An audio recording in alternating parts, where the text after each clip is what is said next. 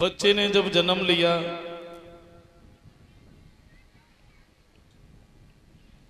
आंधी तूफान मचल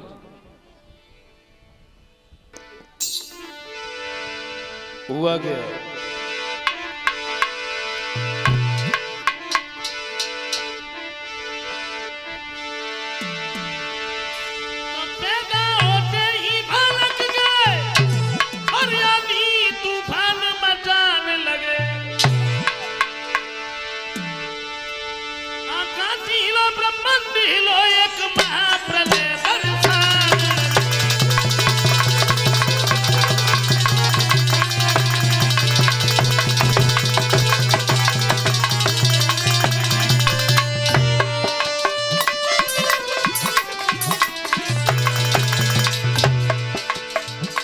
बच्चे ने जब जन्म लिया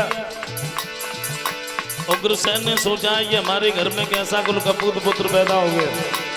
हुआ क्या,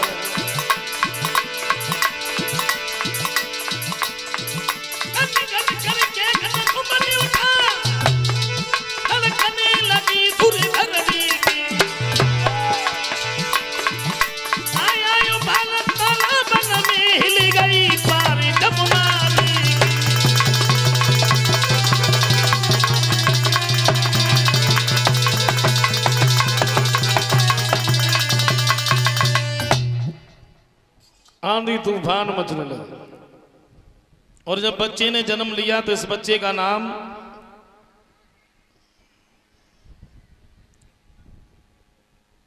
कंस रखा।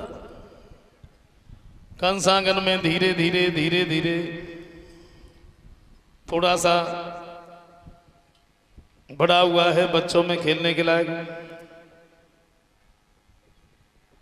तो कंस बचपन से ही उपद्रव कर रहा है, छोटे छोटे बच्चों को ले जाता है खेलने के बहाने से, किसी का हाथ तोड़ देता है, किसी का पैर तोड़ देता है, किसी का गला दबा देता है, किसी को कुएं में धकेल देता है। और कंस जैसे ही बड़ा होता गया उपद्रव भी बढ़ते चले गए, उपद्रव कम नहीं हुए। एक दिन मथुरा के लोग उग्रसेन के पास में शिकायत लेके जाते हैं, महाराज आप अपने बच्चे को क्यों नहीं समझाते, तुम्हारा लड़का तो बड़ा तंग किए रहता है, आप भी समझाते नहीं तो क्या करें, हम मथुरा को ही छोड़ दें। और कंस के बारे में जैसे इतने शब्द सुने उग्रसेन ने कंस को बुला लिया, बोले बेटा ये मैं क्या सुन रहा हूं, तुम मथुरा के लोगों पर इतना बड़ा अत्याचार करते हो, तुम्हें नहीं मालूम राजा अगर अपनी प्रजा को ही मारता है फिर शासन किसके ऊपर करेगा। और वो राजा राजा नहीं होता जिससे प्रजा से प्रेम ना हो। ये मैं क्या सुन रहा हूं, इतना अत्याचार क्यों करते हो। और कंस ने जैसे इतने शब्द सुने तो उठ के खड़ा हो गया। जवाब दिया, सुन लिया आपने, सुन लिया आप लोगों ने, पिताजी क्या कह रहे हैं। सच बात तो यह है कि मैं कुछ नहीं करता, और सच बात यह भी है हमारे पिताजी के ऊपर बुढ़ापा है, अब इनके अंदर वो बुद्धि नहीं रही, अब इन्हें मालूम ही नहीं है कि राज्य चलता कैसे। और क्षमा करना, हम आप अपने आप से कोई निर्णय नहीं करेंगे, आप लोग हमें बताइए अगर हम मथुरा के राजा बन जाए तो फिर कैसा रहेगा, बोलो। कोई नहीं बोला। और जो कंस के साथ ही रहे संग घूमनवाए रहे उठ के खड़े हो गए, बोले महाराज इससे सुंदर और क्या है, आप राजा बन गए। और जैसे ही कंस ने इतने शब्द सुने तो अपने पिता के सिर से मुकुट उतार करके अपने सिर पर रख लिया, कंस राजा बन गया। हथगड़ी बेड़ियां लगा के इन्हें जेल खाने में डलवा दिया। कंस जब राजा बना राजगद्दी पर बैठ करके सभा को संबोधित करता हुआ बोला, हमारे सभा में बैठे हुए सभी सज्जनों, ये आप लोगों की देन है, आप लोगों की ही कृपा है, दुआ है जो आज हम आपके सामने इस राजगद्दी पर बैठे। मैं ये चाहता हूं हमारे शासन में कोई भी दुखी न रहे, और सच बताऊं तो हम अपने लिए राजा नहीं हुए, राजा तुम लोगों का दुख दूर करने के लिए हुए। लेकिन हाँ एक बात जरूर है, हमारे पिता के शासन में जो कानून चलाए जाते थे वो बिल्कुल बंद कर दिए जाए। अब हम नए राजा हुए हैं, नए कानून बनाएंगे, हमारे शासन में कोई भी है कि नहीं करेगा। नहीं मालूम पौष्टिक घी को अग्नि में जला देते हो, खुद खाओ, शरीर को तंदुरुस्त बनाओ, काहे को जला देते हो भाई। हमारे शासन में कोई भी अपने माता पिता की सेवा नहीं करेगा। जाने बूढ़े हो जाएं, पकड़ के कुएं में डाल लो, मेरठ में मत खिलाओ। मैं ये चाहता हूं कोई भी दुखी न रहे। कंस बहुत ही अत्याचार कर रहा है, हुआ क्या?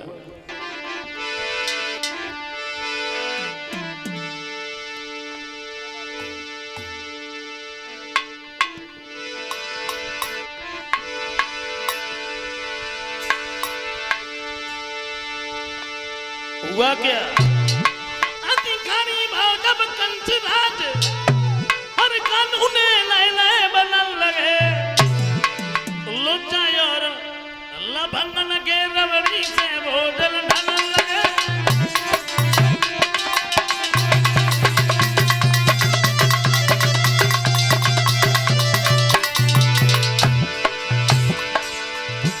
कंस जब राजा बना बहुत ही अत्याचार कर रहा है।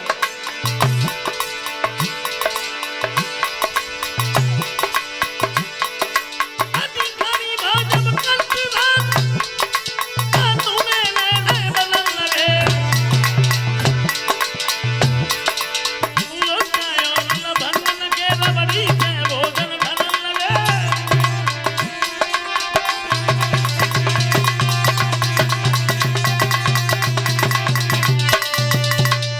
कंस जब राजा बना बहुत ही अत्याचार कर रहा है।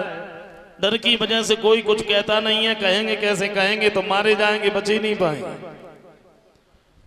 एक दिन कंस दरबार में बैठा था, मंत्री से एक सलाह मिलाई। मंत्री जी महाराज, दिखता नहीं है मैं शादी के योग्य हूं, लेकिन मेरी समझ में ये नहीं आ रहा मैं विवाह करूं तो किसके साथ में करूं। बोले महाराज, मगध देश के जो राजा हैं जरासंध, जिनके घर में 2 बेटियां हैं, हस्ती और प्राप्ति जिनका नाम है, तो मैं ऐसा करो उन्हीं के साथ में शादी कर लूं। दोनों लड़कियां जो थी देखने में बड़ी सुंदर, बताया कि दोनों चंद्र बदन उजियारी परगू में बिटिया हुआ।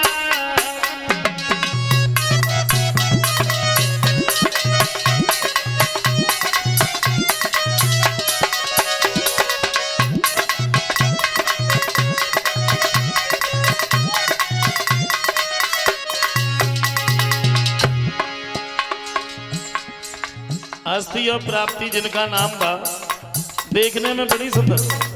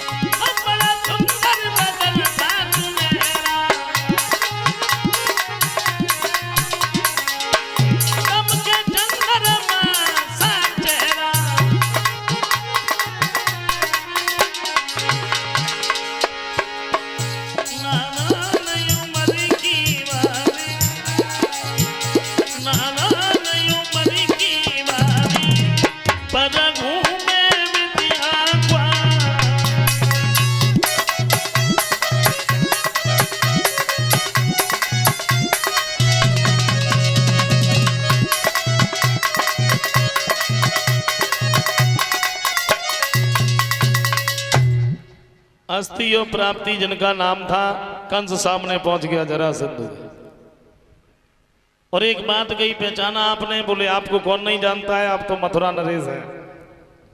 तुमने ये नहीं पूछा हम तुम्हारे पास में आए तो काहे को आए, बता दीजिए। बोले हम तुम्हारी बेटियों के साथ में शादी करने आए। बोलो सोचा क्या करें, ये नहीं मानेगा। तो मंत्री से सलाह मिलाई। मंत्री ने एक बात बताई, महाराज वैसे कंस के शरीर में ताकत तो है, लेकिन एक बात और है, जिसके शरीर में ताकत कुछ ज्यादा होती ना, उसमें बुद्धि कुछ कम होती है। कंस से ये कहो, अपने यहाँ जो कुबलिया पीढ़ हाथी है जिसमें 10,000 हाथियों का बल है, कंस ने अगर उस हाथी को हरा दिया तब तो हम शादी करेंगे, वैसे नहीं। भाई शर्त जरासंध ने रखी तो कंस कहने लगा जरासंध कहाँ है तुम्हारा हाथी?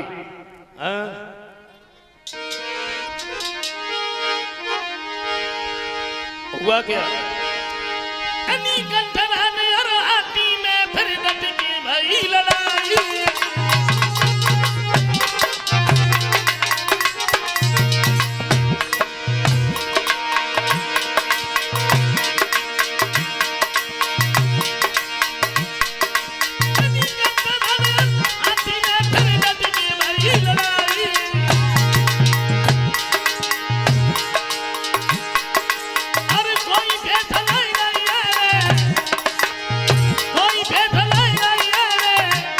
सूंडी उठाई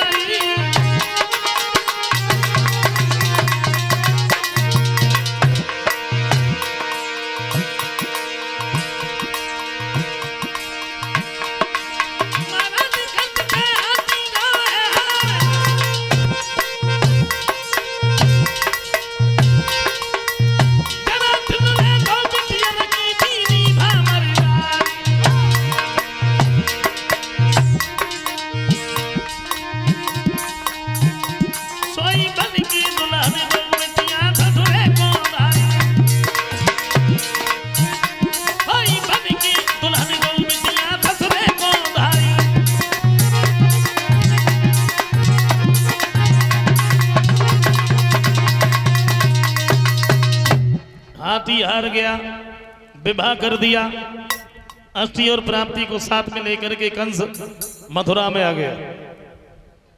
राज सिंहासन पर बैठ करके सभा को संबोधित करता हुआ बोला, हमारे सभा में बैठे हुए सभी सज्जनों, हमें मालूम है हमारे शास्त्र में कोई भी दुखी नहीं रहता और मैं किसी को दुखी देखना नहीं चाहता क्योंकि हृदय बड़ा दयालु।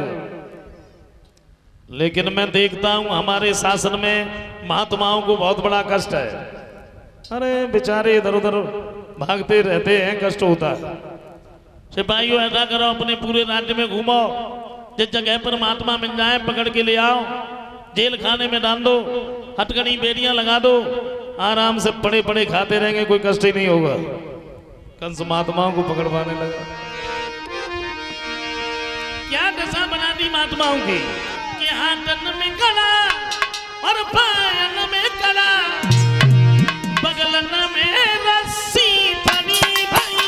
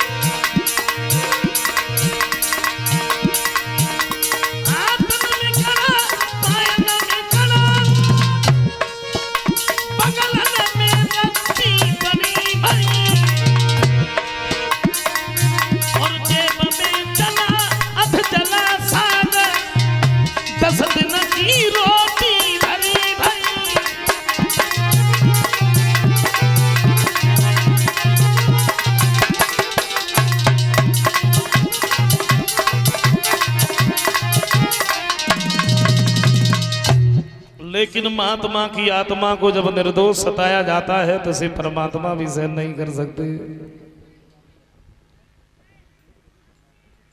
पृथ्वी गाय का वेश धारण करके रोने लगी, भगवान को आवाज लगाई है।